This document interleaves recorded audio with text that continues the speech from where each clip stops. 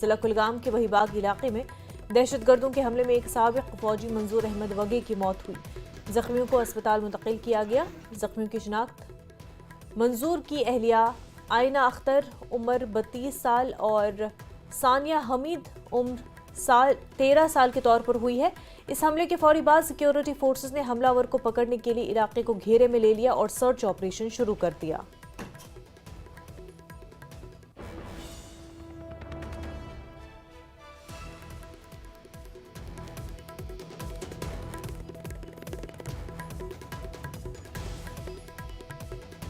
तो आपको बता दें कि साबिक फौजी मंजूर अहमद वगे को निशाना बनाया गया है। मंजूर अहमद की अहलिया और बेटी भी जख्मी हुई है। आपको बता दें कि मंजूर अहमद की अहलिया और एक लड़की भी जख्मी हुई है। इस हमले में इलाके में सिक्योरिटी फोर्सेस का सर्च ऑपरेशन शुरू हुआ।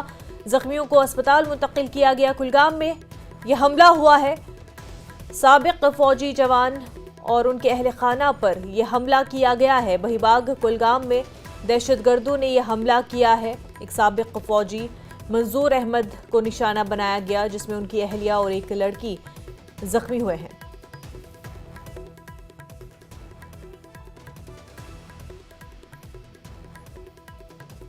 इलाके में सिक्योरिटी फोर्सेस का सर्च ऑपरेशन जारी है।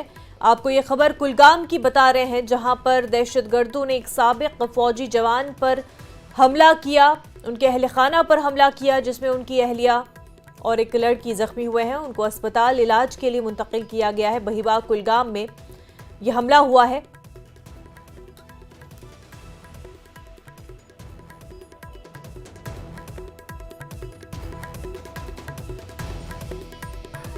इस वक्त हम मौजूद हैं वहीबाग कुलगाम इलाके में और कुछ देर पहले यहाँ एक आतंकी हमला और इस हमले में जो है अभी 3 लोग जख्मी हो गए थे, जिसमें एक की मौत जो है वाकया हुई है और जिसके बारे में ये बताया जा रहा है कि वो एक्स आर्मी मैन था।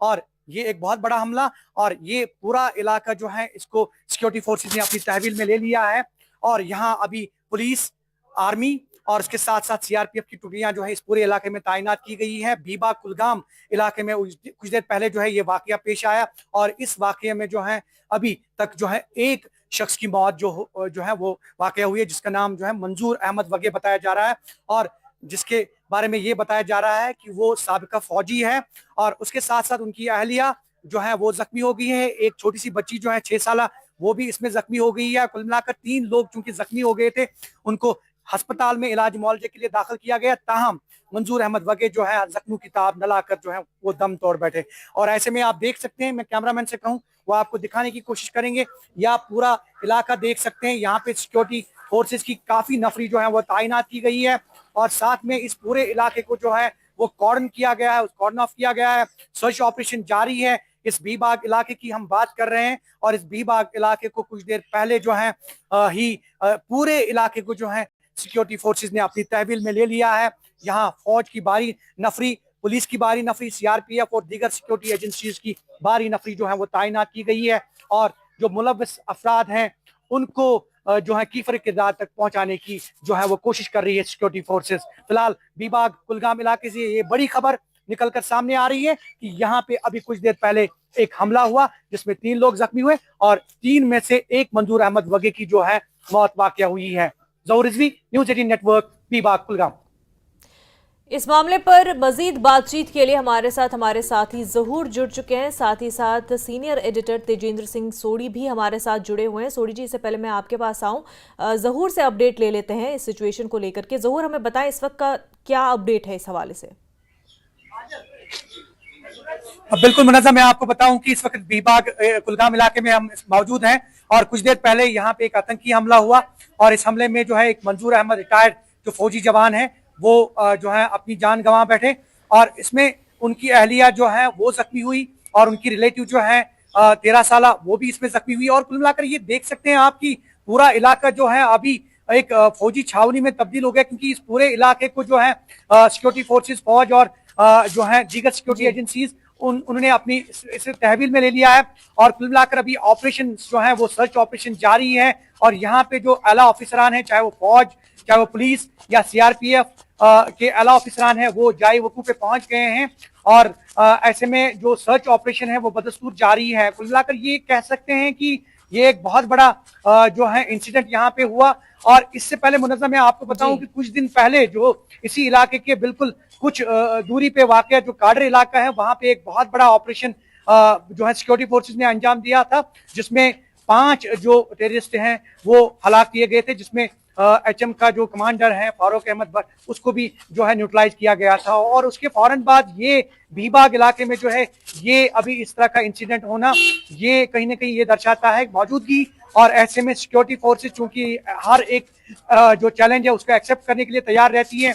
ये आप देख सकते हैं, कैमरामैन थोड़ा सा दिखा सकते हैं, ये पूरा इलाका जो है इस पूरे इलाके को जो है सिक्योरिटी फोर्सेस ने अपनी तहवील में ले लिया है। सर्च ऑपरेशन जारी है और इस सर्च ऑपरेशन के द्वारा जो है कोशिश ये की जा रही है कि जो इसमें मुलव्वस जितने भी लोग होंगे उनको जो है न्यूट्रलाइज किया जाए, उनको किफर किरदार तक पहुंचाया जाए। बिल्कुल, और ये के हवाले से कोई खबर है क्या? वो भी एचएम से है क्या? ऐसी कोई खबर, कोई इन्फॉर्मेशन? जी बिल्कुल, अभी जैसा कि अभी जराये से मालूम, ज़ोहर आपकी उनका आवाज, इलाज जो अस्पताल में ज़ोहर आपकी आवाज हम तक सही से नहीं पहुंच पा रही है। तेजेंद्र सिंह सोढ़ी भी हमारे साथ बने हुए हैं। आप इस सिचुएशन को कैसे देखते? साबिक फौजी, उनके घर वालों पर हमला हुआ है।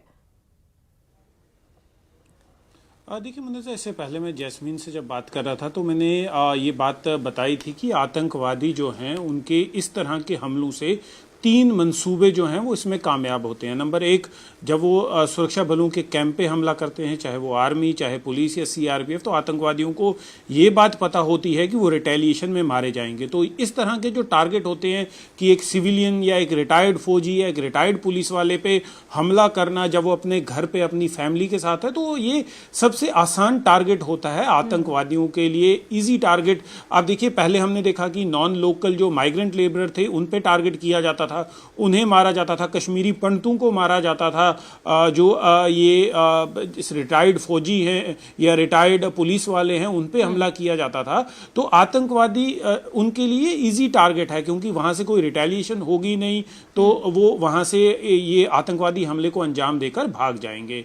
दूसरा जो आतंकवादियों का मंसूबा इसमें ये रहता है कि उनका जो एक मैसेज देने का कुव्वत है कि हम कहीं पर भी कभी भी हमला कर सकते हैं, उसमें वो कामयाब होते हैं। और तीसरा जो इम्पोर्टेंट चीज़ है कि वो अपनी प्रेजेंस दिखाना चाहते हैं, और ये जो दहशत गर्दी का सिलसिला है उस साइकिल को पूरा वो रखना चाहते हैं।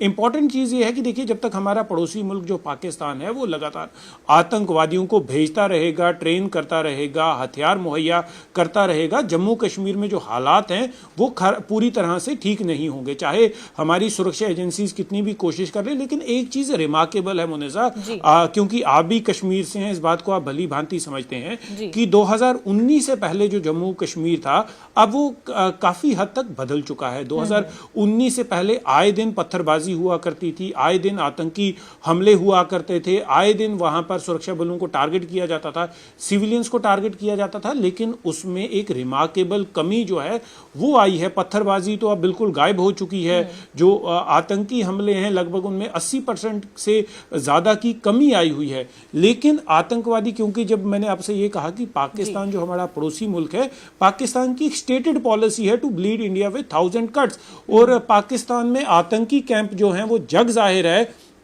कि आतंकी कैंप जो हैं अभी भी वो सक्रिय हैं, चल रहे हैं। इवन अभी कुछ दिन पहले एक इंटेलिजेंस रिपोर्ट आई थी कि जो जितने भी लॉन्च पैड्स हैं लाइन ऑफ कंट्रोल के साथ में या इंटरनेशनल बॉर्डर के साथ में, पाकिस्तानी आर्मी ने, क्योंकि पाकिस्तान आर्मी की डायरेक्ट इन्वॉल्वमेंट है, पाकिस्तान आर्मी जो है वही आतंकवादियों को ट्रेन करती है, वही उन्हें हेल्प करती है लाइन ऑफ कंट्रोल या इंटरनेशनल बॉर्डर क्रॉस करने में। तो जितने भी वहां पर आतंकी ट्रेनिंग कैंप हैं उन्हें फिर से रीएक्टिवेट कर दिया गया है, और जितने भी लॉन्च पैड्स हैं वहां पर भी काफी भारी मात्रा में आतंकी वेट करते रहे हैं कि वो किसी तरीके घुसपैठ जो है वो कर पाएं। अभी एक रिसेंट एक पुलिस की रिपोर्ट आई थी जिसमें यह कहा गया था कि जम्मू कश्मीर में लगभग 119-120 के करीब जो आतंकवादी हैं वो सक्रिय हैं, जिसमें सिर्फ 30 लोकल हैं। जो भारी मात्रा में आतंकी जो एक्टिव हैं कश्मीर में वो पाकिस्तानी हैं। तो ये साफ दर्शाता है कि पाकिस्तान जो है वो नहीं चाहता कि जम्मू कश्मीर में हालात सुधरे। जम्मू कश्मीर में यूथ को रेडिकलाइज किया जाता है। जानना चाह रही हूँ सोडी जी, क्योंकि जैसा आपने बताया कि एक तरफ हम एक ग्राउंड सिचुएशन को बदलता हुआ देख रहे हैं 2019 से, पैरेलल टू दैट हमने देखा कि टारगेट किलिंग्स, लेबरर्स को मारना और अब जिस तरह से साबिक फौजियों पर हमला हो रहा है, ये ओवरऑल जिस तरह का एक पैटर्न बना हुआ है, आप इसको कैसे रीड करेंगे?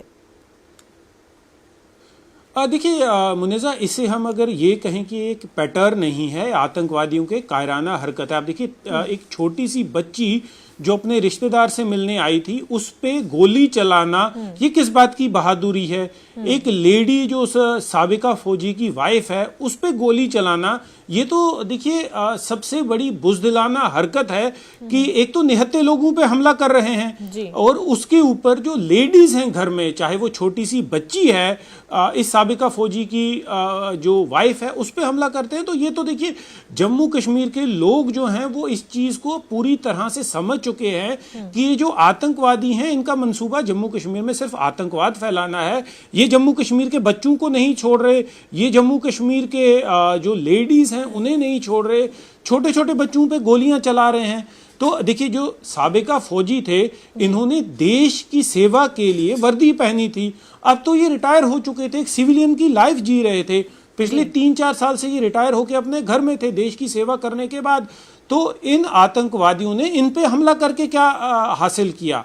एक कश्मीरी को, देखिए सबसे बड़ी बात यह है कि आतंकवादियों ने आज एक कश्मीरी का खून बहाया, सिर्फ एक कश्मीरी का नहीं, एक कश्मीर की बेटी का खून बहाया, कश्मीर की बहू का खून बहाया। तो ये साफ दर्शाता है कि आतंकवादियों के जो मंसूबे हैं वो कहीं जम्मू कश्मीर के हक में नहीं है, जम्मू कश्मीर के फेवर के लिए वो कुछ नहीं कर रहे। जम्मू कश्मीर के बेगुनाह लोगों का कत्लो गारत अगर कोई कर रहा है तो यही पाकिस्तान से भेजे हुए आतंकवादी हैं, यही वही लोग हैं जो पाकिस्तान की गन उठा के पाकिस्तान की बेहस्त पे जम्मू कश्मीर में आतंकवाद को फैला रहे हैं। तो मुनेजा, जम्मू कश्मीर के लोग जो हैं वो इस बात को पूरी तरह समझ चुके हैं कि पाकिस्तान का मंसूबा, पाकिस्तान को कोई जम्मू कश्मीर के लोगों से प्यार नहीं है, पाकिस्तान को प्यार है जम्मू कश्मीर की जमीन से। पाकिस्तान चाहता है कि किसी तरीके जम्मू कश्मीर की जो जमीन है वो पाकिस्तान का हिस्सा बन जाए, लेकिन जम्मू कश्मीर के लोग अब ये चीज नहीं चाहते और ना कभी ये होने देंगे। 1947 से लेकर आज तक मुनेजा, अगर आप हिस्ट्री देख लें तो जम्मू कश्मीर के लोग ही पाकिस्तान को उन्होंने अपोज किया है। 1947 की अगर आप हिस्ट्री पढ़ लें तो आप देखिए 1947 में जब कबायली हमला हुआ, जिसको पाकिस्तान आर्मी ने कबायली का नाम दिया क्योंकि वो पाकिस्तान की रेगुलर आर्मी थी, उसमें जम्मू कश्मीर के लोग जो थे उन्होंने हथियार उठाए और उन कबायलियों का जो है उनके खिलाफ लड़े। तब एक बहुत मशहूर नारा होता था, हिंदू मुस्लिम सिख इतिहाद जिंदाबाद। तो ये नारा जो है ये किस लिए बनाया गया? ये नारा इसलिए बनाया गया, उस इतिहाद ने पाकिस्तान के एग्रेशन को रोकने के लिए लोगों को लामबंद किया, जोड़ा। और आज भी आप देख लीजिए लगभग 80 साल के बाद भी जम्मू कश्मीर के लोग जो हैं वो इस पाकिस्तान के जो नापाक मंसूबे हैं उससे तंग आ चुके हैं और लामबंद हो चुके हैं पाकिस्तान को फिर से एक बार सबक सिखाने के लिए। जी मुनेजा सिंह सोडी जी, इत्तेहाद जो है वो हर एक कौम, कोई भी कौम हो, उसकी स्ट्रेंथ होती है और जम्मू कश्मीर की स्ट्रेंथ भी ही इत्तेहाद में है। जो भी कम्युनिटीज़ हो मिलकर खड़े रहते हैं तभी एक कम्युनिटी बेहतर बन पाती है, प्रोग्रेसिव बन पाती है।